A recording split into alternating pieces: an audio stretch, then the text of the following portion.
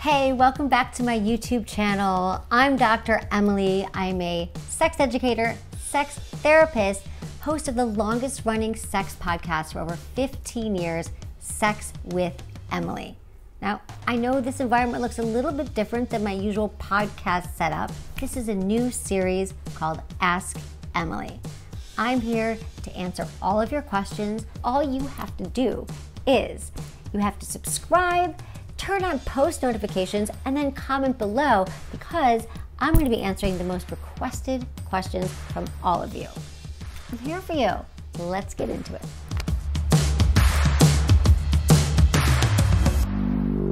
Today's question is, how do I spice up my sex life? You're in a relationship, everything's great, your partner's your best friend, but the sex has gotten a little boring. Well, here's the thing. The passion fades in all relationships. It's just gonna happen unless you learn to prioritize your pleasure. What does that look like? It looks like getting ahead of the problem, talking to your partner about your sex life. And listen, it's not necessarily a sign that the relationship is faltering and you need to end it.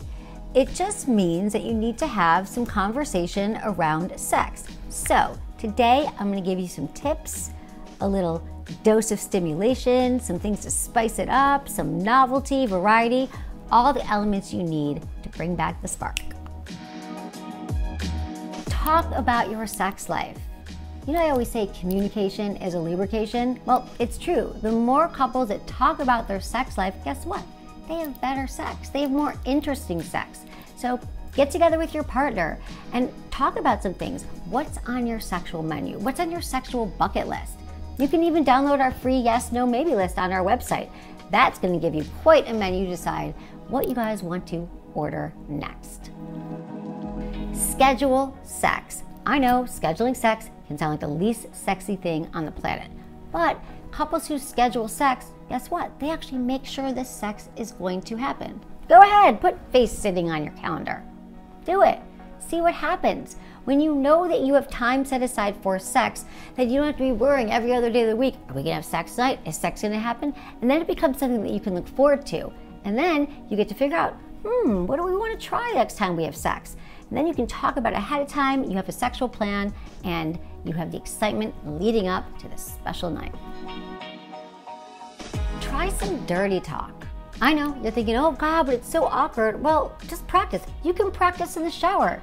You can get clean while practicing your talking dirty. So what's your talk dirty voice? What do you say? What do you even want in bed? That's a great place to start. You can either talk about things that happened in the past, things that you want to happen in the future, things you want to happen in that moment. And it can be as simple as, I want more of that. I love what you did last night. All day I've been fantasizing about you. Oh, you know what else is fun? Instead of sending a text, what's for dinner? Why not add something on like, what's for dinner and I know it's for dessert. It's you. And then your partner's gonna get that little rush, that excitement that they know what's coming next. And it's you. Invite some company into the bedroom. And I'm not talking about a threesome, at least not right now. I'm talking about toys. And if you still have issues with toys, get over it. I'm talking about something that can stimulate all your body parts and make them feel amazing. And yes, they feel great on penises as well. Why not discover new erogenous zones? Why not find more paths to pleasure? Why not have more orgasms? And in fact, the more orgasms we have, the more orgasms we want, because sex begets sex, and that's gonna help spice up every relationship. Explore role play or kink. I know what you're thinking, Emily, I'm not an actor. What am I gonna do?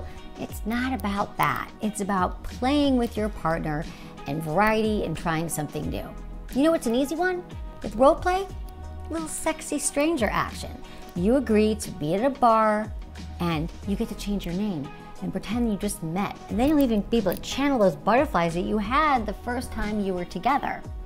You can also do a little bit of kinky domination play, you know, a little bit of power play. Maybe you're wanting to tie your partner up, maybe a little spanking, just something that is a little bit different. Oh, blindfolds. Blindfolds are a great way to take control.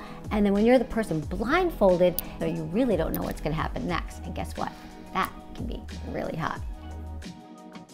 Create your own erotica where one of you starts a story and then the next one adds to it. I mean, it could be a journal, it could be a Google Doc. You could send text back and forth, creating your own sexy narrative.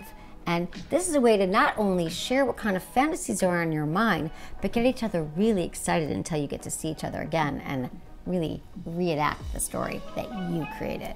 That's hot.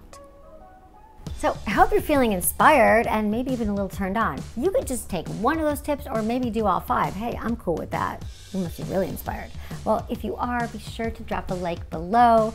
As always, you can subscribe, you can turn on post notifications, and comment below with your questions. I got you. I'm Dr. Emily, and I'll see you next time. Let's kick off with your first top sex question. How do I talk to my partner about sex or trying something new? I used to call this question the how do I get my partner to blank? And that's a really common question. How do I get my partner to initiate? How do I get my partner to have a threesome? How do I get my partner to understand my needs in bed? Communication is a lubrication. I've been saying that since the beginning. And the reason why is because the more we talk about sex, the better it's going to get. So talking to your partner enhances intimacy.